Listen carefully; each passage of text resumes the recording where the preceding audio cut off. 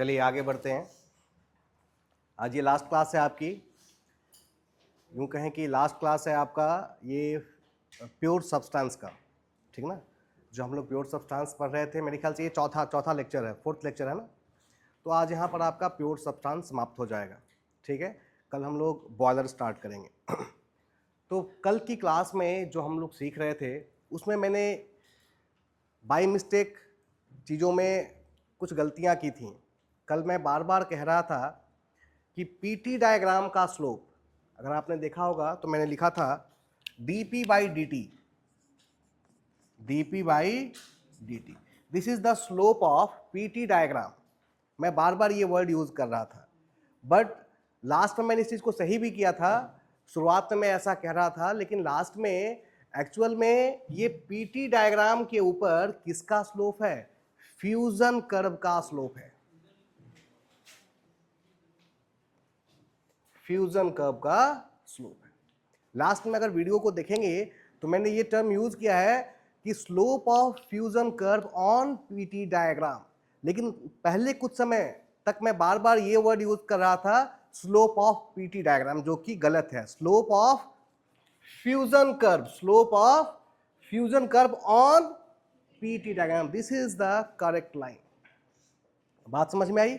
तो इसको ध्यान रखना है। ऐसे मैंने पिछले वीडियो में भी लास्ट के जो चीजें मैं बोल रहा हूं उसमें मैं यही बोल रहा हूं कि फ्यूजन कर्व का स्लोप पीटी डायग्राम के ऊपर, लेकिन पहले मैंने कल की क्लास में ही लास्ट से 10 मिनट पहले तक बार बार ये मैं मेरे मुंह से निकल रहा था कि क्या slope of PT diagram, slope of PT diagram नहीं, slope of fusion curve on PT diagram. Clear है ना? हम ये जो लिख रहे थे डीपी बाई डी टी, ये किसके लिए लिख रहे थे?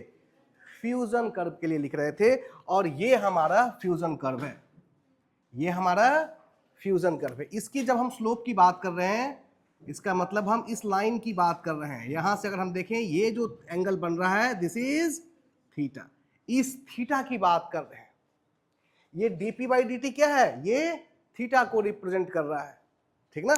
बात सुन, टेन थीटा को रिप्रेजेंट कर रहा है। टेन थीटा ही तो क्या होता है? हमारा स्लोप होता है, और टेन थीटा को ही हम डीपी बाई डी टी के फॉर्म में यहां लिख रहे हैं। बात समझ में आ रही है? नाउ हमने कल सीखा कि ये जो dp बाई dt है, सामान्य जितने भी हमारे जनरल सब्सटेंस होते हैं उनके लिए क्या कंडीशन है भाई? कि स्लोप ऑफ फ्यूजन कर्व क्या होगा? It will be greater than 0, that is positive. सामान्य सब्सटेंस, मोस्टली जो जनरल सब्सटेंस होते हैं उनका फ्यूजन कर्व का स्लोप ऐसा रहता है, पॉजिटिव स्लोप होता है। यानी जब यहां से मेजर करेंगे इट विल बी पॉजिटिव, ठीक ना। इससे क्या बदलाव आता है भाई? अगर फ्यूजन कर्व का स्लोप पॉजिटिव है तो इससे क्या बदलाव होता है भाई? इससे जब वो सॉलिड से क्या बनेगा? लिक्विड बनेगा। याद रखिए, सॉलिड से लिक्विड तो क्या होगा भाई? वॉल्यूम का, हाँ जी, सॉलिड से लिक्विड होगा तो आयतन बढ़ेगा। जनरली सामान्य सब्सटेंस हम लोग देखते हैं, जैसे मैंने कल एक एग्जांपल दिया था दूध और दही का, ठीक ना। जब तक दूध है उसका आयतन ज्यादा होता है, लेकिन जैसे ही वो सॉलिड बनता है, दही बनता है, तो आयतन क्या हो जाता है? कम हो जाता है। तो लिक्विड स्टेट में जब तक है उसका आयतन ज्यादा है, जब वो सॉलिड में गया तो क्या हो गया? कम हो गया। इसको उल्टा भी कह सकते हैं कि सॉलिड में आयतन कम होगा और जब वो लिक्विड बनेगा तो उसका आयतन क्या हो जाएगा? बढ़ जाएगा। ये आम सब्सटेंस के साथ होता है। दूसरा, अगर हम वाटर की बात करें तो वाटर का जो फ्यूजन कर्व होता है वो चेंज हो जाता है, वो यहां से लगभग कुछ ऐसा होता है।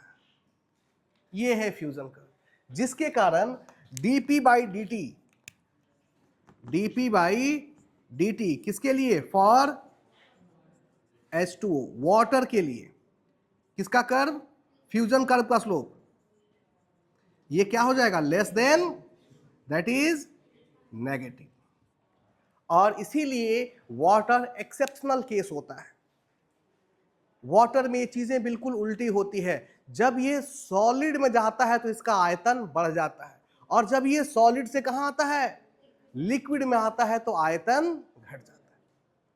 और ये बहुत आम है, हम देख सकते हैं कि ग्लास में पानी भर के रखा है, जब तक पानी है ग्लास भरा हुआ है, लेकिन जैसे ही वो आइस में कन्वर्ट होता है, आइस ग्लास के बाहर दिखने लगता है।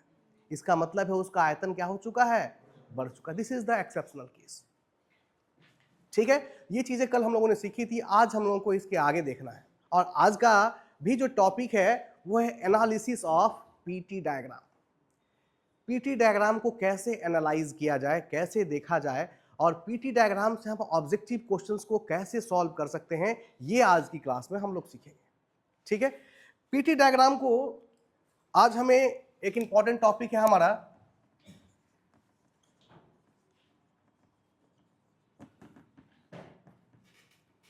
ठीक ना। आज का टॉपिक क्या है, सब्लिमेशन। सब्लिमेशन को जब भी हम इस प्रोसेस का जिक्र करते हैं तो हमें पीटी डायग्राम ही ड्रॉ करना होता है।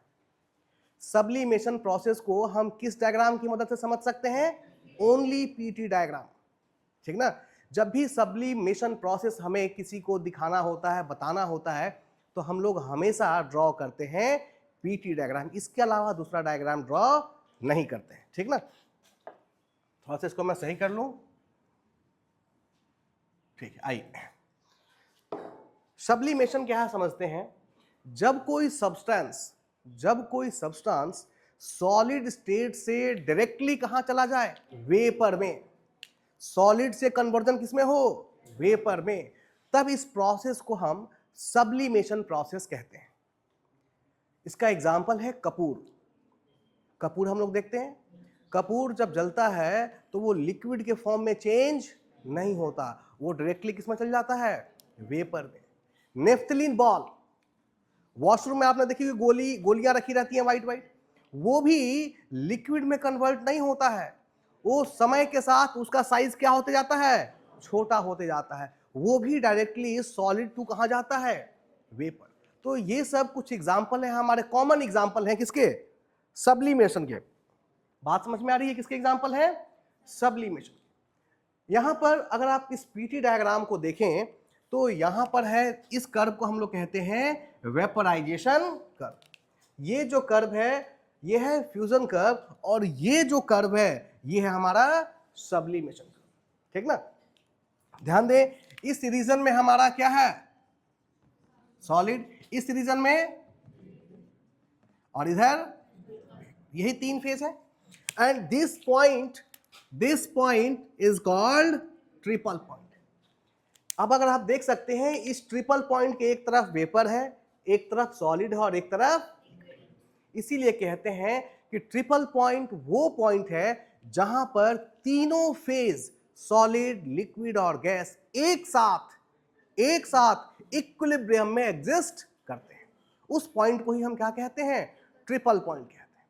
ठीक है, तो ट्रिपल पॉइंट ऑब्जेक्टिव क्वेश्चंस के लिए, ट्रिपल पॉइंट वाटर के लिए ट्रिपल पॉइंट का प्रेशर और टेम्परेचर बहुत ही इंपॉर्टेंट हो जाता है।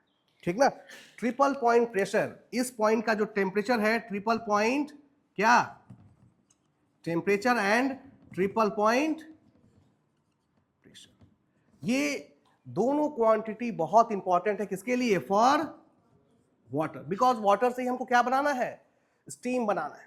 ठीक ना, तो जो ट्रिपल पॉइंट प्रेशर होता है ये होता है 0.61 kPa, that is kilo pascal, 0.61 kilo pascal. This is the triple point pressure of water, और ये आपको याद होना चाहिए। और अगर हम ट्रिपल पॉइंट टेम्परेचर की बात करें वाटर के लिए, then it is 0.01 degree centigrade, 0.01 degree centigrade. अगर केल्विन में करेंगे तो कितना हो जाएगा भाई, 273, इसमें 273.15 ऐड करेंगे तो कितना हो जाएगा, 273.16 केल्विन। ठीक ना, देख लूं एक बार, गलत तो नहीं है।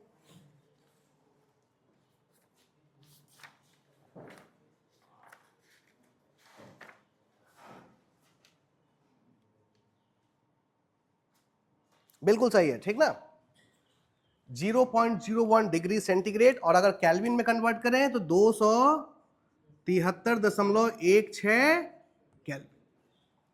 ठीक ना, तो ये हमें बिल्कुल ध्यान रखना है। अगर ये ध्यान नहीं रहेगा तो हम बहुत सारे ऑब्जेक्टिव क्वेश्चन मिस कर देंगे। डायरेक्टली पूछा गया एग्जाम में, what is the triple point pressure of water या फिर स्टीम, जो भी कहें, it is 0.61 kPa, kilo pascal. ठीक है ना। अब इसका इंपॉर्टेंस क्या है ये समझना है। इसका क्या इंपॉर्टेंस है, ट्रिपल पॉइंट प्रेशर या फिर ट्रिपल पॉइंट टेम्परेचर का इंपॉर्टेंस क्या है, क्यों हमें ये चीजें हमें मालूम होनी चाहिए, ये हमें जानना है। ध्यान दें, सब्लिमेशन में आप डायरेक्टली सॉलिड से कहां आएंगे, वेपर में। अगर आपने कोई सब्सटेंस को यहां रखा है, कोई सब्सटेंस आपका यहां है और इसको आपने, देखिए इस डायरेक्शन में क्या बढ़ रहा है, तो टेम्परेचर कब बढ़ेगा, जब आप इसको क्या करें, हीट करें। अगर हीट नहीं करेंगे तो क्या टेम्परेचर बढ़ेगा क्या, तो टेम्परेचर बढ़ाने के लिए आपको इसे क्या करना है, हीट करना है। तो यहां पर सब्सटेंस को रख करके जब आप इसे गर्म करेंगे तो इसका टेम्परेचर बढ़ेगा। उस स्थिति में ये इस लाइन को क्रॉस करेगा और कहां आ जाएगा, इस रीजन में आ जाएगा। जैसे ही ये लाइन क्रॉस किया, इसके इधर ये सॉलिड था और इधर आकर क्या बन जाएगा, वेपर बन जाएगा। बात समझ में आ रही है कि सॉलिड टू वेपर का कन्वर्जन कैसे होगा और सब्लिमेशन प्रक्रिया कैसे कंप्लीट होती है। यहां पर एक चीज बहुत इंपॉर्टेंट है और वो है ट्रिपल पॉइंट प्रेशर।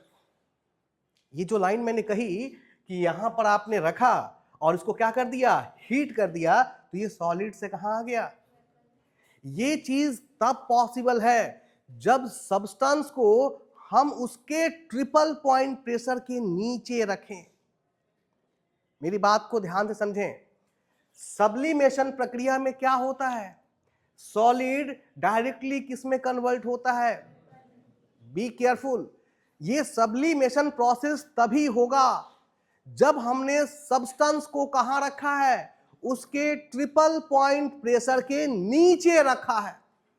अगर हम किसी सब्सटेंस को उसके ट्रिपल पॉइंट प्रेशर के ऊपर रखें तो कभी भी सब्लिमेट वो नहीं होगा। ध्यान से समझें, यहां पर मैंने दो चीजें दिखाई हैं, दिस इज ट्रिपल पॉइंट और ये कौन सा एक्सिस है, प्रेशर एक्सिस है।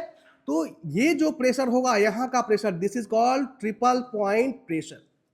यहां का जो प्रेशर होगा वो क्या होगा, triple point pressure. In the same way ये जो लाइन, स्ट्रेट लाइन दिख रही है, ये इस पॉइंट का टेम्परेचर यहां पे हमको मिलेगा, ये टेम्परेचर एक्सिस है, this is called triple point temperature. बात समझ में आ रही। अब देखिए, अभी तक हमने इस सब्सटेंस को इसके नीचे रखा है, यहां रखने का मतलब यहां इस पॉइंट का प्रेशर ये होगा और ये जो प्रेशर है वो इस ट्रिपल पॉइंट प्रेशर के क्या है, नीचे है। तो जब आपने अब यहां हीट किया तब ये किसमें गया, लेकिन जरा सोच के देखो कि यदि हम इस सब्सटेंस को ट्रिपल पॉइंट प्रेशर के नीचे ना रख के कहां रखते, ऊपर रखते, तब क्या होता। इसके ऊपर रखेंगे तो चला जाएगा ये कहां, अबव ट्रिपल पॉइंट प्रेशर। तो सपोज यहां ना रख करके हमने इसको कहां रखा, यहां रखा। अभी भी ये सॉलिड रेंज में है, यहां भी सॉलिड में था। अब आप इसको हीट करो, जब आप इसको हीट करोगे तो इसका टेम्परेचर धीरे धीरे बढ़ेगा इस डायरेक्शन में। जरा ध्यान से देखो, यहां से बढ़ता हुआ ये पहले किस रीजन में जाएगा, यहां पर जब जाएगा तो ये क्या बनेगा भाई, लिक्विड बनेगा। तो क्या सब्लिमेशन कंप्लीट हुआ, सब्लिमेशन क्या था, सॉलिड टू डायरेक्टली वेपर। और ये कब पॉसिबल होगा, जब सब्सटेंस को कहां रखें हम, ट्रिपल पॉइंट प्रेशर के नीचे रखें, तभी कोई चीज सब्लिमेट करेगी। गलती से भी यदि हमने उसको उसके ट्रिपल पॉइंट के ऊपर रखा, जब मैं कह रहा हूं किसके ट्रिपल पॉइंट, सपोज हम वाटर ले रहे हैं तो वाटर का ट्रिपल पॉइंट प्रेशर कितना है भाई, 0.61। तो यदि हम वाटर को 0.61 kPa के नीचे रखें तब वो डायरेक्टली किस में बन चला जाएगा, वेपर में। बट अगर उसको हम 0.61 kPa के ऊपर रखें तो फिर वो नहीं जाएगा। आइस पहले क्या होगा, सॉलिड रेंज में है ना भाई। अगर वाटर की बात करें तो वाटर पहले इस रीजन में सॉलिड होगा। अगर आपने सॉलिड को यहां रखा और अगर प्रेशर 0.61 kPa से कम है तब ये कहां जाएगा, डायरेक्टली वेपर में। लेकिन यदि 0.61 kPa से ज्यादा है तो हमारा आइस मेल्ट होकर पहले क्या बनेगा, लिक्विड। और यदि फर्दर हीट करें, यहां से और ज्यादा हीट करते गए तो ये लिक्विड फिर किस में कन्वर्ट हो जाएगा, क्रिटिकल पॉइंट के आगे क्या बन जाएगा, वेपर बन जाएगा। तो ये कॉन्सेप्ट समझ में आया कि किसी भी सब्सटेंस को यदि हम ट्रिपल पॉइंट प्रेशर के नीचे रखें तो वो सब्लिमेट करेगा, ठीक ना। ट्रिपल पॉइंट प्रेशर के नीचे रखने पर सब्लिमेशन होगा, यानी सॉलिड डायरेक्टली किसमें चला कन्वर्ट हो जाएगा, वेपर में। सब्लिमेशन के लिए जरूरी है below triple point pressure. Sublimation हमेशा किसके नीचे होगा, ट्रिपल पॉइंट प्रेशर के नीचे, और इस केस में सॉलिड डायरेक्टली कन्वर्ट होगा किसमें, वेपर में। बात समझ में आई। लेकिन यदि आपने सब्सटेंस को ट्रिपल पॉइंट प्रेशर के ऊपर रखा तो सबसे पहले सॉलिड किसमें कन्वर्ट होगा और फिर ये किसमें कन्वर्ट होगा, ऑन हीटिंग। जब हम इस सब्सटेंस को गर्म करेंगे तो सॉलिड पहले लिक्विड में जाएगा और लिक्विड फिर किसमें जाएगा, वेपर। तो पीटी डायग्राम पर प्रेशर की एनालिसिस समझ में आई कि प्रेशर के ट्रिपल पॉइंट प्रेशर के नीचे रखें तब क्या होगा और ट्रिपल पॉइंट प्रेशर के ऊपर रखें तब क्या होगा। अब एक दूसरी क्वांटिटी है ट्रिपल पॉइंट टेम्परेचर। आइए इसको देखते हैं।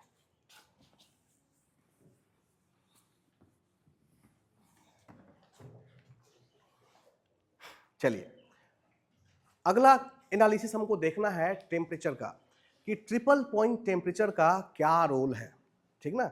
अब हम किसी सब्सटेंस को ट्रिपल पॉइंट टेम्परेचर के नीचे रखें, दो ही कंडीशन हो सकती है, या तो ट्रिपल पॉइंट टेम्परेचर के नीचे रखें या ट्रिपल पॉइंट टेम्परेचर के ऊपर रखें।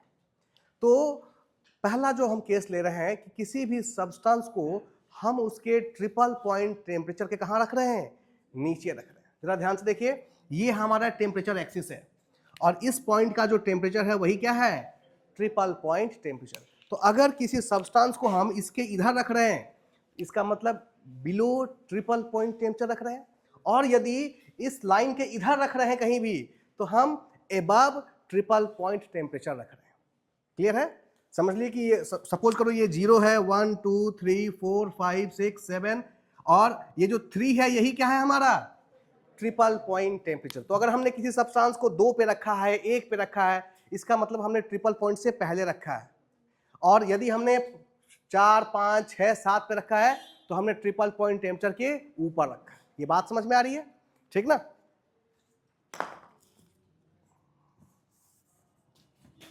अब देखिए क्या क्या हो सकता है, सिचुएशन क्या क्या है।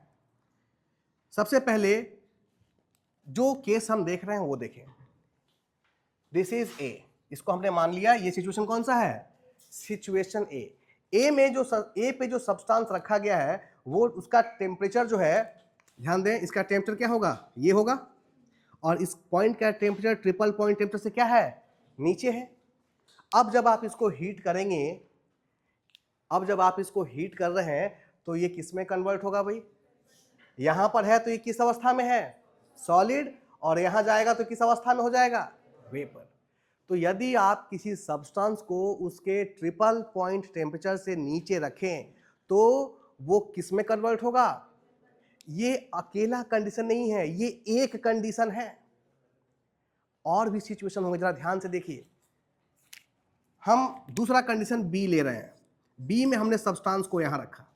अब जरा बी का भी टेम्परेचर ध्यान से देखिए, बी का टेम्परेचर भी ट्रिपल पॉइंट टेम्परेचर से क्या है, कम है, लेकिन अवस्था कौन सी है भाई, ऑलरेडी किस स्थिति में है, वेपर में है।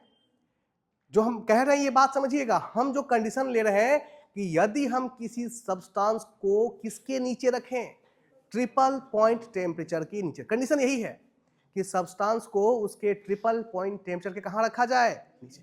ये नहीं बताया गया कि किस अवस्था में रखा जाए। तो अगर हम यहां रखे थे तो ये पॉइंट भी ट्रिपल पॉइंट टेम्परेचर के नीचे था, और अगर हमने यहां रखा है तो ये पॉइंट भी ट्रिपल पॉइंट टेम्परेचर के क्या है, पहले।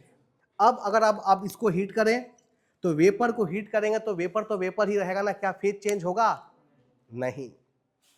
सो पहला ए वाले केस में सॉलिड किस में कन्वर्ट हुआ था, वेपर में। बी वाले केस में ऑलरेडी क्या था, वेपर, तो ये क्या रहेगा, बात समझ में आई। और तीसरा केस देखते हैं भाई।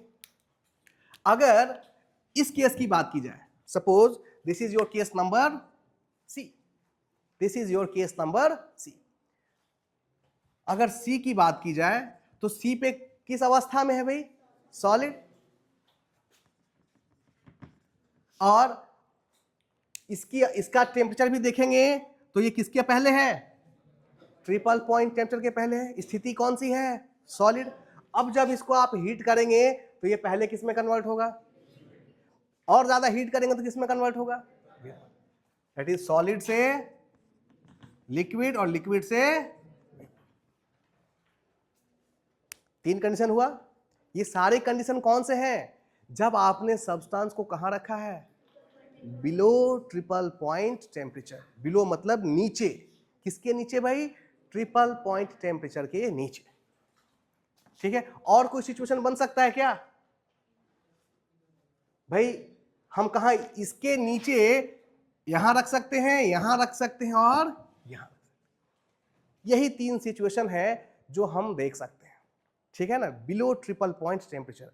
अब जरा देखो, अगर आपने किसी सब्सटेंस को ट्रिपल पॉइंट टेम्परेचर के आगे रखा, अबव ट्रिपल पॉइंट टेम्परेचर, तो क्या क्या हो सकता है?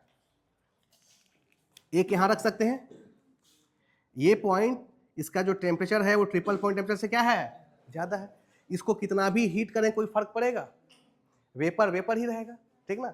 अब जरा देखिए, इस पॉइंट का अगर हम टेम्परेचर लें तो इसका टेम्परेचर भी इस ट्रिपल पॉइंट टेम्परेचर से क्या है? ज्यादा है। तो यहां से जब इसको गर्म करेंगे तो लिक्विड किस में कन्वर्ट होगा? वेपर में कन्वर्ट होगा। ठीक ना। अब जरा देखिए, और जरा ऊपर जाएं यहां पर, तो इस पॉइंट का टेम्परेचर भी ट्रिपल पॉइंट टेम्परेचर से क्या है? तो ये सॉलिड है यहां पे, क्योंकि ये ब्लैक वाला फ्यूजन कर्व है, तो ये सॉलिड से कहां जाएगा पहले, और ज्यादा हीट करते लिक्विड के बाद कहां पहुंचेगा? वेपर। तो ये एनालिसिस समझ में आई कि ट्रिपल पॉइंट प्रेशर के ऊपर और नीचे रखने से क्या होगा और ट्रिपल पॉइंट टेम्परेचर के ऊपर और नीचे रखने से क्या होगा। इस पर एसएससी जेईई में एक क्वेश्चन ऑलरेडी पूछ रखा है। उसने पूछ रखा है कि यदि किसी सब्सटेंस को हम ट्रिपल पॉइंट टेम्परेचर के नीचे रखें तो क्या होगा? पहला option, phase will be change from solid to vapour. दूसरा option, phase will be change, there will be no phase change. इसका क्या मतलब है? कोई phase change. This is option number 2। Option number 3, phase will be change from solid to liquid to vapour on heating. And option number D, all of the above. ये सारे answer सही हैं। यदि अगर आपने ट्रिपल पॉइंट टेम्परेचर के below रखा है किसी सब्सटेंस को, तो ये तीनों ही सिचुएशंस क्या हैं? पॉसिबल है। बात समझ में आई कि ट्रिपल पॉइंट टेम्परेचर का क्या महत्व है और ट्रिपल पॉइंट प्रेशर का क्या महत्व है। आप सब लोगों ने ड्राई आइस सुना है? ड्राई आइस किसको बोलते हैं? CO2, सॉलिड CO2 को। ड्राई आइस यानी सॉलिड CO2। ध्यान दें, ड्राई आइस का मतलब क्या है? Solid CO2। ठीक ना।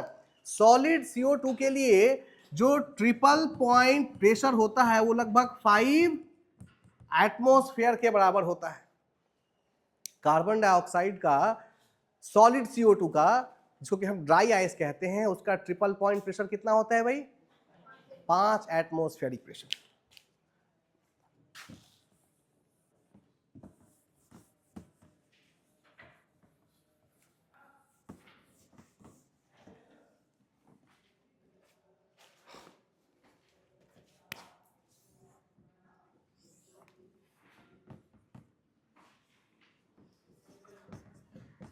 ठीक है। हम अगर एग्जांपल CO2 का लें तो ये जो प्रेशर है C फॉर CO2, ठीक ना, CO2 नहीं, solid CO2, this is equal to 5 atmosphere. Triple point pressure कितना होता है भाई? 5 एटमॉस्फेयर। अब मैं एक सॉलिड CO2 को इस क्लास में लेके आता हूं। ड्राई आइस है, इस ड्राई आइस को मैं इस क्लास में लेके आया हूं, तो अभी वर्तमान में इसका प्रेशर कितना है? 1 एटमॉस्फेयर। ठीक ना। अब जरा देखो, ये 5 ATM है, ये 4, 3, 2, 1। ठीक है। तो इसको हम कहां पे रखेंगे? यहां पर बिकॉज इस पॉइंट का प्रेशर कितना है 1 एटमॉस्फेयर, एटमॉस्फेरिक प्रेशर है। अब जब इसको हमने एटमॉस्फेयर में रखा तो ये एटमॉस्फेयर से हीट को क्या करेगा, अब चूंकि ये ड्राई आइस है इसका टेम्परेचर बहुत ही नेगेटिव में होता है, ठीक ना। क्या होगा भाई, जैसे ही ये हीट एब्जॉर्ब करेगा ये यहां से कहां जाएगा, इधर। यहां पे किस स्टेट में था, इधर क्या हो गया, वेपर। तो ये ड्राई आइस हम ट्रांसपोर्टेशन में यूज करते हैं कूलिंग परफॉर्म करने के लिए, क्योंकि ये मेल्ट नहीं होता, ये सीधे क्या होता है, वेपर के फॉर्म में कन्वर्ट होता है और कूलिंग परफॉर्म करता है। बात समझ में आ रही है। ये ड्राई आइस सीधे वेपर में क्यों कन्वर्ट हुआ, क्योंकि इसका ट्रिपल पॉइंट प्रेशर कितना है 5 एटमॉस्फेयर, और इसको आप इस वातावरण में यूज कर रहे हैं, यानी 1 एटमॉस्फेयर पे यूज कर रहे हैं। इसका मतलब क्या हुआ कि ड्राई आइस को उसके ट्रिपल पॉइंट प्रेशर से नीचे रखा गया, और इसीलिए ये लिक्विड में कन्वर्ट नहीं होगा, ये सीधे किस में कन्वर्ट होगा, वेपर में। बात समझ में आ रही है। चलिए ठीक है, फिर आज यहीं रहने देते हैं, और इस चीज को अच्छा एक डायग्राम और रह गया, उसको भी 2 मिनट में देख लेते हैं। मोलियर डायग्राम, जिसको कि हम एचएस डायग्राम भी कहते हैं।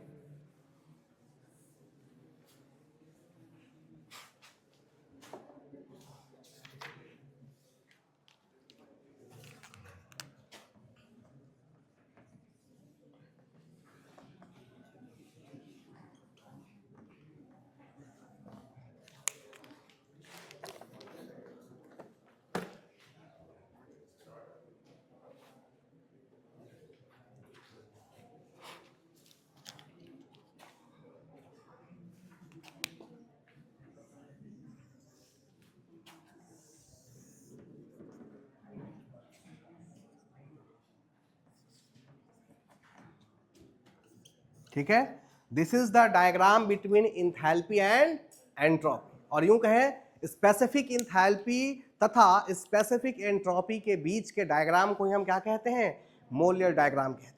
ठीक है,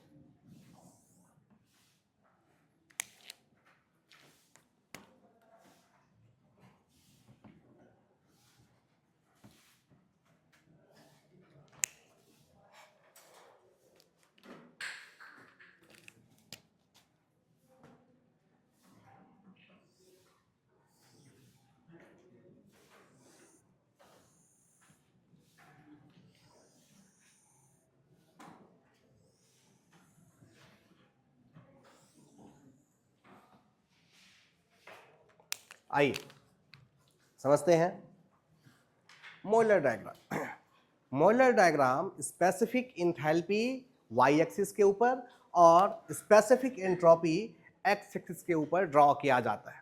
ठीक है, इस डायग्राम में हम लोग क्या क्या चीज़ें देखते हैं, जो हमने कहा ना कि स्टीम टेबल में जो हमने सेचुरेटेड वेपर या सुपरहीटेड वेपर की बात की, जो अलग अलग तरह के टेबल होते हैं, उन सभी वैल्यूज को जो स्टीम टेबल में थी हम इस डायग्राम से फाइंड आउट कर सकते हैं। ये एक ऐसा डायग्राम है जिसके इस एक्सिस के ऊपर क्या दिया हुआ है, इंथैल्पी की वैल्यूज, और इस एक्सिस पे एंट्रोपी की वैल्यूज दी हुई हैं। और याद कीजिए स्टीम टेबल से हम लोगों ने क्या क्या निकाला था, इंथैल्पी एंड एंट्रोपी निकाला था ना। तो स्टीम टेबल की लगभग सभी चीजों को हम यहां से फाइंड आउट कर सकते हैं, लेकिन कंडीशन ये है कि स्टीम टेबल में हमें बिल्कुल एग्जैक्ट वैल्यू मिलती है, लेकिन यहां पर आपको 100% एग्जैक्ट वैल्यू नहीं मिलेगी, बट लगभग वो वैल्यू जो स्टीम टेबल में थी उसके बड़ा आसपास ही रहेगी। बात समझ में आ रही है? कैसे यूज करते हैं देखें। और सबसे इंपॉर्टेंट चीज इसमें, इस डायग्राम में क्या क्या चीजें हैं। सबसे पहले देखें, ये इसका जो ब्लैक लाइन से मैंने ऊपर ड्रॉ किया है, ये इसका कौन सा कर्व है, सैचुरेशन कर्व है। यानी इस कर्व के भीतर वेट रीजन है और इस कर्व के बाहर ये जो रीजन है this is called super heated region. और ये जो ब्लैक लाइन है, ये जो भीतर में डॉटेड लाइन सारी बनाई है, ये कौन सा रीजन है, वेट रीजन है। और वेट रीजन में आपको क्या देखने के लिए मिलता है भाई, ड्राइनेस फ्रैक्शन, लिक्विड नहीं, लिक्विड प्लस वेपर। क्लियर है? अब यहां पर जरा देखिए, ये जो सैचुरेशन कर्व है इसके लिए ड्राइनेस फ्रैक्शन की वैल्यू कितनी है, 1 है। और जैसे जैसे हम इसके नीचे आ रहे हैं इसके बाद ड्राइनेस फ्रैक्शन कितना हो गया, 0.9, 0.8, 0.7, 0.6। बात समझ में आ रही है? तो ये ड्राइनेस फ्रैक्शन की वैल्यूज दी हुई है। अब देखिए जो ब्लू लाइन मैंने ड्रॉ की है जो ऊपर की तरफ जा रही हैं, दीज आर कॉल्ड, इनको हम लोग कहते हैं कांस्टेंट प्रेशर लाइन। ये जो ब्लू लाइंस है ये कौन सी लाइन है, ये कैसे पहचानेंगे भाई, स्टीम टेबल कलर में तो होगा नहीं, ब्लैक एंड व्हाइट में होगा। ये सॉलिड लाइन है जो ऊपर जा रही है, और इनके बगल में एक ग्रीन कलर की लाइन डॉटेड में जा रही है, they are called specific volume line. Specific volume line, जो डॉटेड लाइन ऐसे ऊपर जा रही है वो स्पेसिफिक वॉल्यूम लाइन होगी, और जो सॉलिड लाइन ऊपर जा रही है वो कांस्टेंट प्रेशर लाइन। और जो रेड कलर की लाइन दिख रही है जो यहां से निकलती है और फिर इधर जाके बिल्कुल क्या हो गई है, हॉरिजेंटल हो गई है, these are called 100 degree centigrade, 200 degree centigrade, 300 degree centigrade, 400, these are called constant temperature line. ठीक है? क्या क्या डायग्राम में होता है, इतनी ही चीजें होती हैं। कांस्टेंट प्रेशर लाइन, हाँ जी सोना नहीं है, स्पेसिफिक वॉल्यूम लाइन, और constant pressure, constant volume and constant temperature. इसके अलावा ड्राइनेस फ्रैक्शन की लाइन है। बात समझ में आ रही है? और एक्सिस के ऊपर आपको इंथैल्पी की वैल्यू दी हुई है। और अब इसका यूज कैसे करें। मान लो क्वेश्चन में कह रहा है कि आपको एक स्टीम दिया गया जिसका प्रेशर 2 बार है और टेम्परेचर 400 डिग्री सेंटीग्रेड। ठीक है? तो उसकी इंथैल्पी और एंट्रोपी बताएं।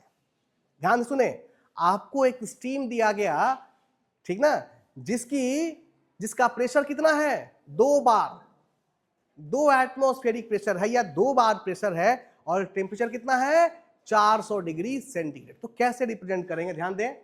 ये कांस्टेंट प्रेशर लाइन है, suppose this is 1 bar, this is 2 bar, this is 3 बार। हमें कितना प्रेशर कहा गया भाई, 2 बार।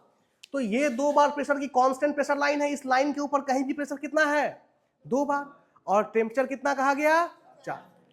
ये जो लाइंस है these are the constant temperature line. ये लाइन कौन सी है, यानी इनके ऊपर टेम्परेचर हर जगह क्या रहेगा, कांस्टेंट। तो इधर से 2 बार वाली लाइन आई और 400 डिग्री सेंटीग्रेड ये है, ये लाइन यहां पर कट कर रहा है, तो this is your point A. अब इसकी इंथैल्पी चाहिए तो बिल्कुल इसके सामने यहां से वैल्यू नोट कर लेंगे। इस पॉइंट की एंट्रोपी चाहिए तो बिल्कुल यहां से हम क्या कर लेंगे, एंट्रोपी की वैल्यू नोट कर लेंगे। बात समझ में आ रही है, क्लियर है? तो इस तरीके से हम लोग काम करते हैं, किसके साथ, मोलेर डायग्राम के साथ। ये एक तरीके से ग्राफिकल रिप्रेजेंटेशन है, किसका, स्टीम टेबल का। स्टीम टेबल को ग्राफिकल रूप से रिप्रेजेंट किया गया है, किस डायग्राम में, मोलेर डायग्राम में। और कई बार सिर्फ ये क्वेश्चन पूछा गया कि मोलेर डायग्राम किन किन क्वांटिटीज के बीच ड्रॉ की गई है। It is drawn between specific enthalpy and specific entropy. Clear है? तो चलिए इसी के साथ आपका यूनिट 3 कंप्लीट। ठीक है ना। कल हम लोग बॉयलर स्टार्ट करेंगे, ठीक है। Thank you. हाँ जी, कुछ बोल रहे हैं?